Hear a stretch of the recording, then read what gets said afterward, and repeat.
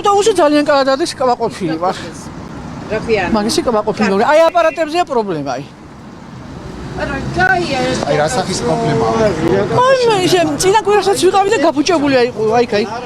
აი სტადიონთან. აი აპარატი. რა ვქნა?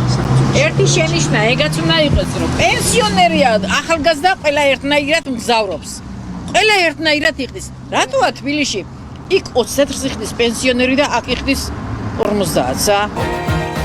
მე კმაყოფილი ვარ, კი. რა მხრივ? ნუ დროზე მოდის. იშვიათად რო თქვათ დააგვიანოს. თუ ვინმე საროთხოვე რომ ვინმე არ დამეხმარა ვერავის ხავ პულსა. გაფუჭებულია თან რამდენი ხანია ეს აპარატი ხშირად არ დავდივარ, მაგრამ რამდენად მოწესრიგებს? ძალიან უკმაყოფილო ვარ. განსაკუთრებით მწვანე ავტობუსების. რა მხრივ? აი თუ კარგად ლურჯ ავტობუსებს გულისხმობთ ალბათ, ხო, ქალაქში ლურჯს არა, მწვანეებზე მაქვს საუბარი. ხო, ისიც თუ არ გაჩერდა და ისიად გამგზავრი, შესაძლებელია და ძალიან შემთხვევაში იქცევა.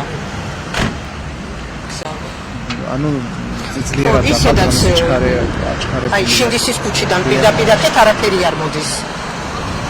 აი ჩარიცხვის მხრივ ჩარიცხვის. არც ერთი აპარატი არ მუშაობს დაიერეთ შემოწმეთ აპარატები. უშუალოდ რა პრობლემაა აპარატებზე? მიუწვდომელია ეს პრობლემა. არა ჩვეულებრივ არ არის შეფერხება, მე ყოველთვის კარგად არის. არასოდეს არ შეფერხებულა და როცა მე მივდივარ. აი ერთი რა არის, იცით? ძალიან დიდ ხანს უნდა ველოდოთ. თორემ ეს ჩენი ნორმალურად არის სუფთა და წესრიგია. აი ბარათის ჩარიცხვასთან დაკავშირებითაც იყო პრობლემა ბარათზე. ეხლა არის ადგილები რომ არ მუშაობს. ხან გათიშულია, ხან ვერ შეძლებ ჩარიცხვას, მაგრამ რა უყურებთ.